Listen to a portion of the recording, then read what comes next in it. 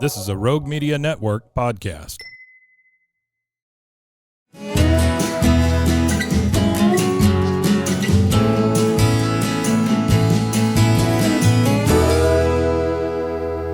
This is Central Texas Life with Ann Harder.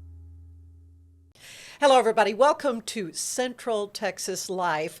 And I am so excited to introduce to you these lovely ladies. Well, one, no introduction because Lisa Chant, who is the board director for Council for Life, was on the podcast a couple of years ago. It's been a little bit of a while. But I was able to go, I think it was this last fall, Council for Life had a brunch, and I was able to hear these two lovely ladies. We've got Julie Biles and Lovette Vassar. And they just very graciously and openly shared their stories. And it was so compelling, and I was so moved. I thought, I really want to have you guys come and share with the podcast audience as well. So thank you for being here. Thank you. First of all. Julie, just tell me a little bit about yourself, your family. And Okay. Well, first of all, I'm Ray's wife. He's a retired football coach. yeah, everybody knows Ray Biles. 43 years, most of those years spent at Lorena. And then together we have 4 children. They're all married. They have 9 children among them, so 9 grandchildren. Oh, my. And I'm a retired public school teacher, taught elementary school, primarily in Lorena. But now I get to do what I love most, and that is volunteering for different organizations, most of which are supported by the Council for Life or have received grants from Council for Life. But I work as a post-abortive counselor at CareNet at the medical site. Then I also am serving with Together for Good as a parent advocate, so sort of as a mentor to parents who need support. And then I'm also a pregnancy counselor with an organization that is headquartered in Indiana called Let Them Live. And so it's Okay, so I mean, I sense a theme here. It has to do with life-affirming choices. Yes. And so I'm going to switch over here to Lisa to tell us a little bit more about Council for Life and how you got involved with this organization. It's relatively new in Central Texas, but it's been around a couple of decades, right? Correct. Yeah, Council for Life was founded about 22 years ago in Dallas, and we became an affiliate the beginning of 2019, as you know, right before COVID. So we took a little break and really officially kicked off in 2021. And we, like Council for Life Dallas, we try to educate people on the sanctity of life, and we're not political, and we just want to do it in a very loving, kind way. And we have found the best way to do that is through people's stories, like these 2 beautiful women who shared their story. So we do an education event once a year on someone giving their testimony or what they've lived through or what their experience is. And then we raise money for life-affirming agencies like Julie mentioned, pregnancy resource centers. Embrace Grace is the new one. We have a beneficiary process where we vet beneficiaries, and when they have a project, then we're once we agree on it, we fund it. So we are funding 8 this year, which is the most we've ever funded. We have already funded almost $400,000 worth of grants in Central Texas. God has been so good to us and so faithful. But we know that those agencies that are doing the really hard work, what we call in the ditches work, they need the funds. And we are so blessed that we're able to do that. And this year our fundraiser is May 14th.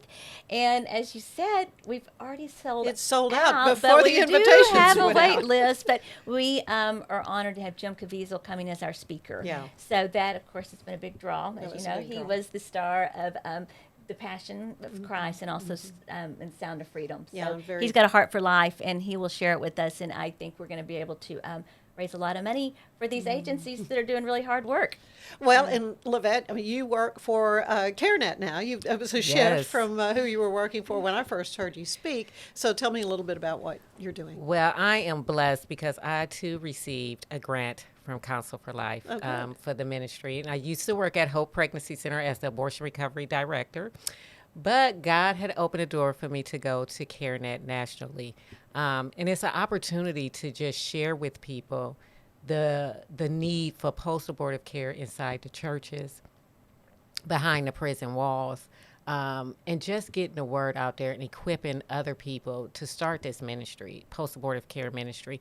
I am a mother of 7. I have 2 babies in heaven, and I have 7 grandchildren, and been with my husband for, I always forget, and so I tell him, like, I'm not going nowhere. It's been over 20-some years, so we don't need to count. Can't But- remember when you weren't married. I'm like, can't remember. That's it. Can't remember when I weren't married. So, but I love, Lisa, what you said is that it's not political. You know, most of the Right. girls who need post-abortive care, They're it's hurting. a heart issue. Yeah. It's a heart issue. Yeah. And so that's what we get to do at CareNet is share that. So, and both of you know firsthand. So that's what I want to right. get into. Julie, Okay. if you would, just kind of share your story. Okay. Well, almost 50 years ago, it was 50 years ago, I found myself at 16 pregnant and had nowhere to go. And there was just a desire to just make this go away, but I didn't know how to do it, and I didn't know where to go, and no one was there. There was not a soul I knew who would understand. And so I ended up at an abortion clinic, and I was so naive. I don't even think I'd ever heard the word abortion before. If I had, it hadn't, the horror of it certainly hadn't registered in my brain. And so when I walked through those doors, I knew there was something wrong and that I didn't want to be there, but I didn't know I had another choice. And so no one there made eye contact with me. I didn't make eye contact or didn't try to make eye contact with anyone. I was just a number, and I had no idea that I was with these other women who were sitting there, were going to be part of this horrific, just a parade. That's not the word. I'm going to have to redo that. Okay. Okay. Nameless, let's see. Okay. We had no idea that we were entering just a death march that was ravaging, sweeping through our country at that time. So this was post Roe versus Yes, Wade, obviously. yes, this was 74. Mm-hmm. 1974, so a year. Yeah, just recent. a year, yeah. And so the pregnancy test there came back positive. There was no question that they recommended abortion and gave me some resources. But then my dear father, who was not a Christian at that time, he wanted to find a Christian doctor who could help us. And so, ironically enough, he found a Christian abortionist who Oh. practiced. He did his surgery in a large Christian hospital in Dallas. And so that irony has just always confounded me. And I've wondered how these hospitals can justify the procedures that are done there. But I remember waking up in the recovery room, and I felt alone. I'm sure I was not completely alone, but my memory is that I was just alone, and everything seemed very sterile and clean, and everything had a certain smell, and that registers with me even today. I was going to say, I bet you never forget that no, kind of thing. No. But I remember feeling like I am on the floor where they kill babies. I wonder if there's a floor in this hospital where they save babies. And then you fast forward 10 years later, and really for the first time, the reality of what I had done struck me when I was sitting in a hospital bed in Herman Hospital in Houston, and I realized that I was on the floor where they were saving babies. I was having complications, had a placental abruption. My doctor told me that sometimes these problems, these abruptions will be caused by scar tissue that is left from past abortions. He said, not always, but we think that could be one reason. So in my mind, everything that was happening was my fault. And but I remember thinking, this baby is wanted. So now I'm on the floor where they're doing everything they can to save babies. I wonder if there's a floor in this hospital where they're killing babies, where they're taking the life of babies. So just that strange dichotomy kind of connected the two experiences in my mind and in my heart. And really that was when the post-trauma began. Oh, really? And, so it was many years. It was really after 10 the- years. I mean, I knew what I had done was so wrong and so horrific, but I just couldn't let my mind go there.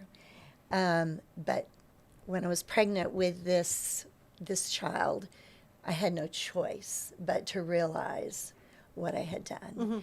And so I began having, at that point, even before the baby was born, our son was born, I began having flashbacks, and I began having just even just nightmares of horrible visual things that I can't even describe to you because they were so awful. And there was nothing I could do about them, I thought. I just would try to get busy doing something else. But now I know that's post-abortive trauma. And I even would ask myself, I'm not a fit mother. I took the life of my first child. How is God going to give me another child? And am I even capable of taking care of a baby? So the shame and the guilt was just overwhelming.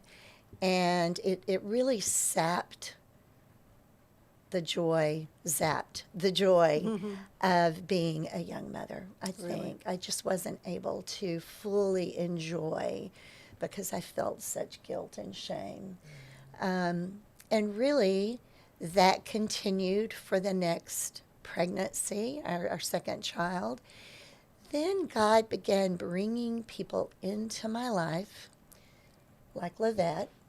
It wasn't Lovette, but people like Lovette who knew about post-abortive trauma and could talk to me about that and talk to me truly just about the healing power of Christ's atoning work, but also just the reality that his life and death covers all sin for those who believe. And so it took time, and it took a lot of counseling with different people, some professionals, some just were my dear friends who spoke the truth to me.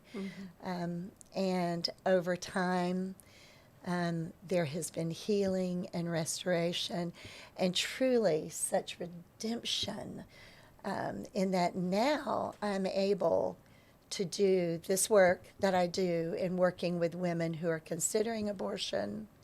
And then I do some post-abortive work. I connected with a lot of women who have had prior abortions and are suffering trauma. And so I do some, not as extensively as Lovette does. I'm more on the front end of trying to present other options for families. That you didn't get. That I didn't get. And I want to be that, maybe just that one voice who speaks to these women and sometimes fathers. You can do this. Yeah. You can have do another this. choice. You have another choice. And this death, this possible death that you're talking about, would do nothing to redeem any mistakes, whether it was rape or however the child was conceived. Nothing. This death isn't going to fix this. It's only going to complicate. It would only complicate the problem. So I just feel so fortunate to be able to do what I do now. Yeah. And it feels so redemptive. And there are so many resources. It's one of the things I love about Counsel for Life is they find so many of these Right. resources There are lots of different That's right. agencies doing that the are work. available. That's right. But different spokes to a wheel. That's right. different things that need to And they be help addressed. us find, these resources and pass them on to struggling families, struggling yeah. moms in particular. So Well, Lovette, you mentioned you have 2 babies in heaven. Yes, I do. I have a son and a daughter named Deja and Dalvin. And something about even being able to say their names screamed victory in Jesus. I love that God is still writing my story. Being raised in church, it didn't really matter because my father was a raging alcoholic. And what people didn't know in church is every Saturday we was cleaning up his Wild Irish Rose bottles. He once pulled a gun out on us because he was so drunk at one point. But having a father there but not there did more damage. So I was looking for love, as the old little country song, in all the wrong places. And I became pregnant at 16. And I would have gotten an abortion. And I'm pretty transparent, so I don't know if your station is ready for this, but I feel like you need to know the whole story. And I don't do well with sugarcoating. I had a sexually transmitted disease because I was so promiscuous, and I couldn't abort my son. And he is, and everybody preached a narrative because I was raised in the inner city. You should have an abortion anyway because he's probably going to be like a thug, and you're not equipped to raise him. I would like to say that he's a nurse, beautiful father of 3. He did not fit the narrative that everybody painted. Shortly after that, I got pregnant again, and I told my mom, and I knew what it was like to give life, to have that baby lay on your chest. Right. But my mother was like, no way. No way. Your son is about 6, 7 months old. You are not bringing another baby into this home. She took me to the abortion clinic, and I cried. I cried. And the nurse brought me back out to my mother and was like, we cannot do an abortion. She's crying too hard. My mother took me to the parking lot and said, when you come back tomorrow, get it done. Wow. So I knew what to do, right? I knew how to perform. I did it at church. I knew how to perform. And I cried in the parking lot, and I went upstairs to the abortion clinic.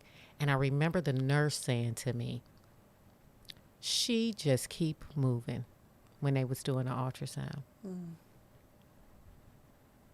I have yet to be able to tell this story without crying. I knew it was my daughter's last fight for life. So after the abortion, I came home and tried to commit suicide. No. Wow. Two lives. Then. 2 lives. Wow. Thank goodness my sister found me. And you would think you hear this story and you would say, oh, her life probably transformed. Nope. I got pregnant again. This time I knew not to tell nobody. Just go, cry in a parking lot, go upstairs and get the abortion done. And I met my husband, who is my Boaz. I'm pressing forward. Met him. But he would always say something funny to me, ladies.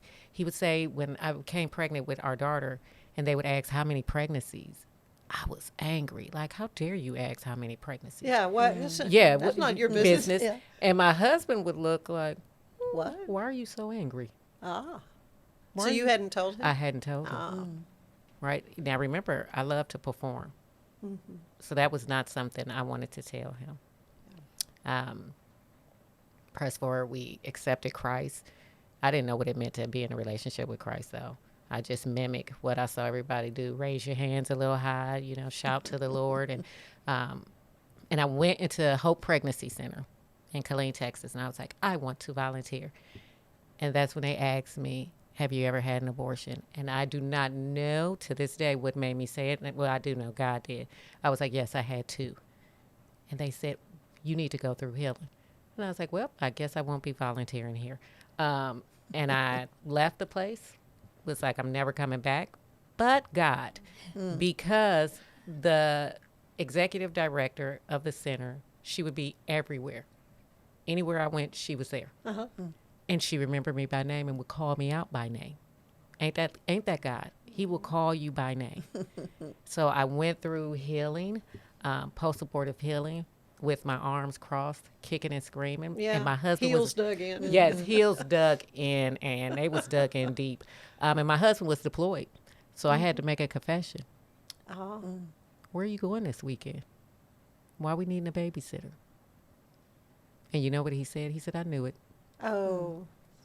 I knew it.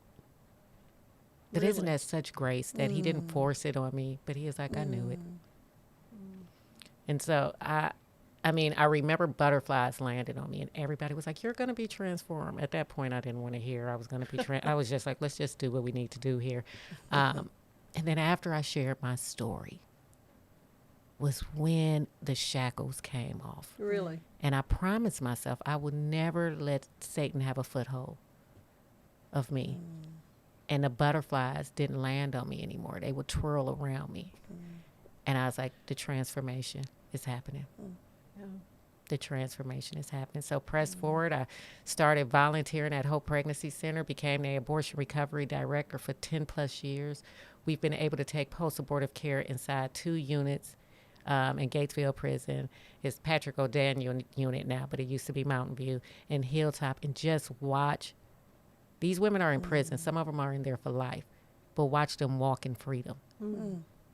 Watch the transformation happen. And I always say, sharing a story is powerful. But I happen to share a story with one young lady who came into the pregnancy center struggling. Part of a ministry, lead youth group, found herself in an unexpected pregnancy. And it was my daughter. And what she said was, I went to the abortion clinic. But I knew if I told my mother, I wouldn't have to be a statistic. And I am so happy. Nowhere in history would I have thought me sharing my story with my children would save my granddaughter's life. So God is just good. And being at CareNet, like, we get to share with other people of the importance of the church. The church has to be the beacon of hope for the girls who find themselves in a unplanned pregnancy or post-abortive.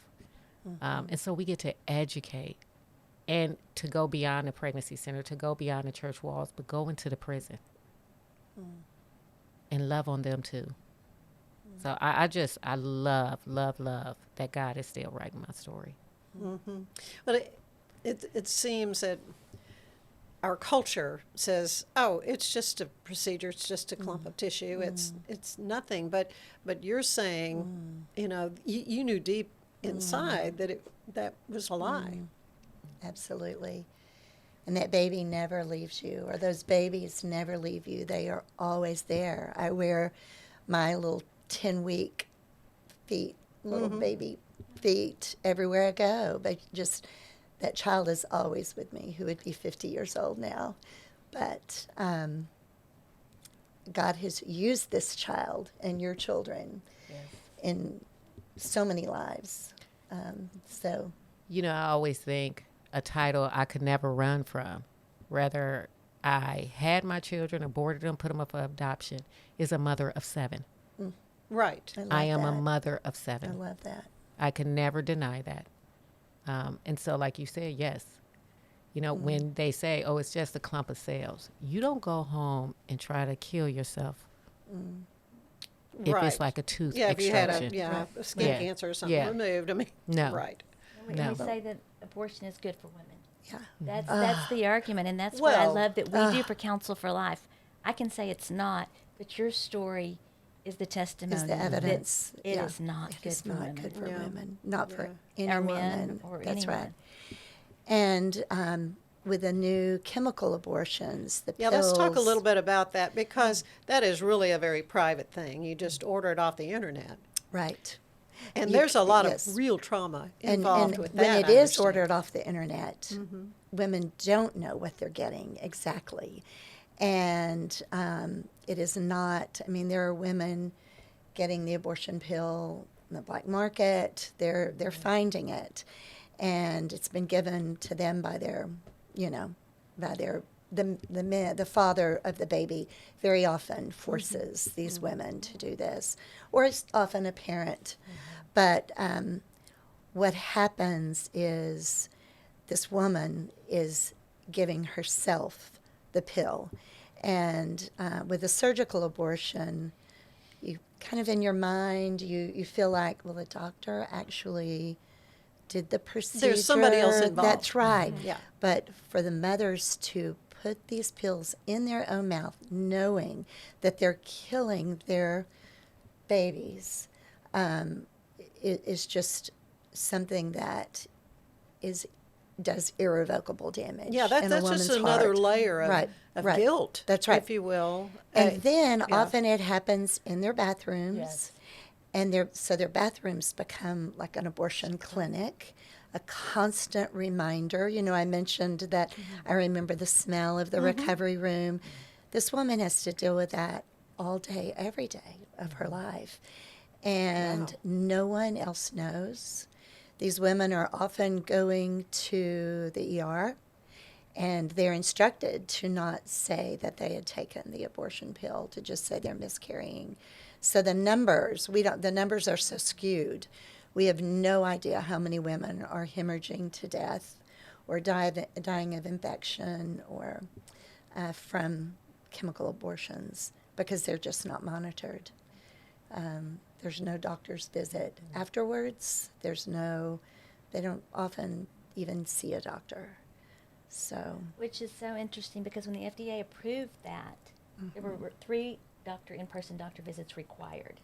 Now To do the pill? but there are none now. There are they none. have pulled those restrictions back.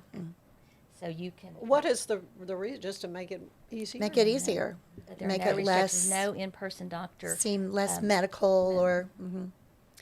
Well, let's talk about where help is available, though. I mean, we Yes, mentioned everyone so help. many agencies, Yes. because there may be somebody out there who's done this and still suffering, and needing the joy and the release that obviously you two have experienced post-abortions. So yeah. And we are so happy that we are able to find out about wonderful needs. Abortion recovery was really under our radar. We knew, and we were really? so thankful. But we also adoption, fostering, Sure. doulas, Right, helping the so young many mother people, with, because buy a we are- diaper bag or whatever. Exactly, the needs. We're refitting CareNet's little store this year with their Oh grant. yeah, So we those want are real practical needs Yes. that obviously, if you're going to keep your baby, then if you're going to be pro-life, you have to be pro-love, and we want to Yes. give every mother and father the tools to be successful. Yes. So we want these babies to thrive. We know that that's what God designed them to do. Yeah. So there are so many resources, and we're just so thankful that we in Central Texas had that to offer to women Yes. and men and families here. Yes. Of course, CareNet comes Yes. to Yes, mind. CareNet Just comes talk to a little bit mind. about Yeah. And I CareNet. love that too, because CareNet lives off of John 10:10, abundant life. And I think we get confused when you hear the word abundant. That overflows. It overflows. And I love what you're just saying, Lisa. Like stocking up the boutiques and helping these young women who choose life.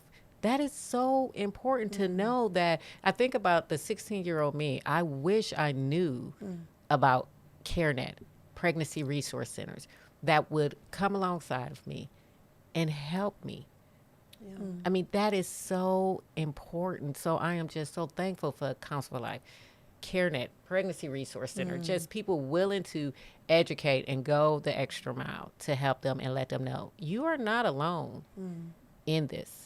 Somebody will walk, and I know at our pregnancy center, they walk with the young lady for a whole year. Right. And so Well, and there's even practical things Yeah. like job counseling Yes, and training and, yes. things to improve their lives. CareNet locally, our local CareNet will provide resources classes and material resources until their baby is 36 months old, so 3 years old. Oh, yeah. So, and I was going to mention, so many of these families, women in particular, experience social isolation. They're so isolated.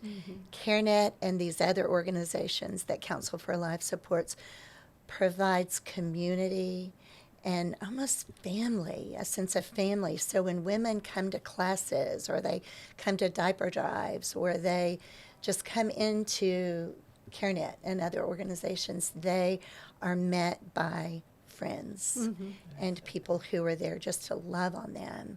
And they need never feel alone. They can call a real person anytime. There are also resources online now, a multitude of resources. And one that I found that I really think is good is, her name is Brittany Poppy, and she has a podcast that is called Can God Really Forgive Abortion? I'm sure And it that's is a question so- you asked yourself. Yes, that's the Yeah. one sin. It just feels unforgivable. Yeah. And it's the sin that we would never tell anyone. We Yeah. just kept that in that Well, we steel thought we vault was- of our heart. Yeah. We thought we until was our covering it husbands up came until- along, our wonderful husbands Yeah. who allowed us to heal and encouraged us in our healing. But and then there's another ministry, one online, that's called redeemedandrestoredministry.com. And that is actually a post-abortive woman, 23-year-old. Her name is Clara Munger. And anyway, there's just two of many resources, Yeah. but they're out there. I love that you bring up like our loving husbands, because one of the things at CareNet they have started is post-abortive care for the men. Yes. People forget about the men in Yes. this, you know. Well, and they may assume, oh, well, the guy didn't want the responsibility, so he's off. They may not be all for it. They may not even know about it. That's exactly Many the truth, don't because know. we've watched men sit across from their wives and they thought they was rescuing her. And no, they really wasn't. You know, so they thought saying, hey, it's your body, your choice, Yeah. was helping her out. And she was waiting for him to come in like the knight in shining armor. The Bible study is called Reclaiming Fatherhood. And so, and they're trying to get that inside the prison. So Yeah. just imagine the generational Wow. curses that will be broken, because most of the women, when it comes to the decision of an abortion, they look to the man. Yeah. Yeah. Right. do. Right. Well, it is just a profound time that I've had with the three of you today, and appreciate so much your transparency and your willingness to share, obviously, a very personal and painful aspect of your life, but I see that it's bringing healing by doing that. And hopefully someone out there can be helped as well. Council for Life, if people want to join in and help, how could they do that? Yes, well, they can go to councilforlife.org and just put your email address in, and we'd love to make sure that they're included in our wonderful education events like these two brave women shared this past fall. We'll have another one, and so that would be the best way, just councilforlife.org, and put your information in. We'll make sure you're on our list. Well, I appreciate how the three of you are affirming life in this very important way. And thank you for being with us for Central Texas Life. We'll see you again next time. Bye-bye. Bye. Central Texas Life with Ann Harder is part of the Rogue Media family. Be sure to check out our other shows at roguemedianetwork.com. Please rate this show 5 stars on iTunes, Spotify, YouTube, or anywhere you get your podcasts. Join us again soon for more Central Texas Life with Ann Harder.